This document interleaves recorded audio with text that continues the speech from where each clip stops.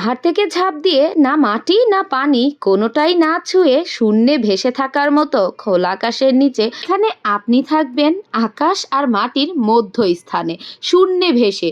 এ তো এক কল্পনার জগৎ। কল্পনা থেকে কোনো অংশেই কিন্তু কম নয়। সেটা যদি দু চোখে আমি নিজে না দেখতাম আমি তো বিশ্বাসই করতে পারতাম না। হ্যালো এভরিওয়ান, আসসালামু আলাইকুম। আজ আমরা চলে এসেছি বান্দরবনের মেঘলা রিসোর্টে। এটা মেঘলা পার্ক অ্যান্ড রিসোর্ট। সেখানেই আমরা এখানে সবাই হচ্ছে গিয়ে আস্তে আস্তে করে ঢুকছিলাম। এটা আমরা সেই দিনই গিয়েছিলাম যেদিন আমরা ঝর্ণাতেও গিয়েছিলাম। তো ওই ঝর্ণা থেকে ফেরার পথে আমরা এই মেঘলা রিসোর্টে গিয়েছিলাম। আর মেঘলা রিসোর্টটা দেখতে যে এতটা সুন্দর সেটা যদি আপনি না দেখেন আপনি বিশ্বাসই করতে পারবেন না। কারণ এমনিতেই বান্দরবন পুরোটাই সবুজে ঘেরা, কিন্তু এই মেঘলা রিসোর্টটা মনে হয় পুরো সবুজে আচ্ছাদিত। এই মেঘলা রিসোর্টটা ছিল তো পাহাড়ের চূড়ায়, আর পুরো রিসোর্টের সম্পূর্ণ ভিউটা একদম নিচে ছিল। তো আমরা পাহাড় থেকে সবাই আস্তে আস্তে করে হেলে ধুলে নামছিলাম।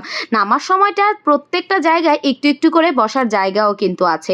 আর আমরা এত তাড়াঘড়ি করে নামছিলাম, আমাদের এই সবচেয়ে ইন্টারেস্টিং পার্ট যেটা এই জিপ লাইন করাটা, যেটা আমরা কেউ বাদ দিইনি। আমি একটা রিলসেও কিন্তু শেয়ার করেছি যে কি পরিমাণ আমরা এখানে মজা করেছি।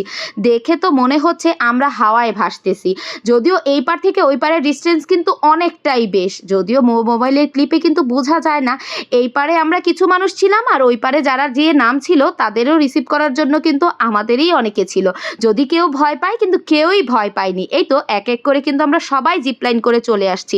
এবার বান্দরবনের সবচেয়ে মজার আমাদের আনন্দের পার্ট ছিল এই জিপ লাইন করাটা, যেটা অনেকটাই ভালো লেগেছে। আর এই প্রান্তিক যে লেকটা সেটার উপর দিয়েই তো হচ্ছে আমরা জিপলাইন করে এই পার থেকে ওই পার আসছি। বেশ অনেক লম্বা একটা কিন্তু রাস্তা ছিল যেটা দিয়ে আমরা জিপলাইন করে এসেছি।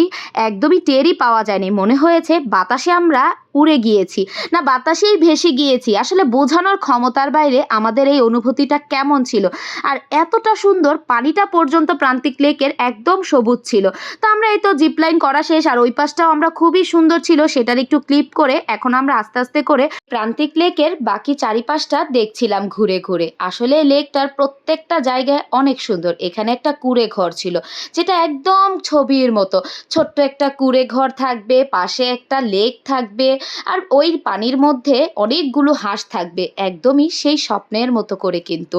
তারপরে এখানে হচ্ছে জারিয়া আমাদের এই ঝুলন্ত ব্রিজটার মধ্যে সবাইকে ভয় দেখাচ্ছিল। আমাকে বলছিল যে খালামণি আসো আসো, দেখো এই ব্রিজটা অনেক নড়তে।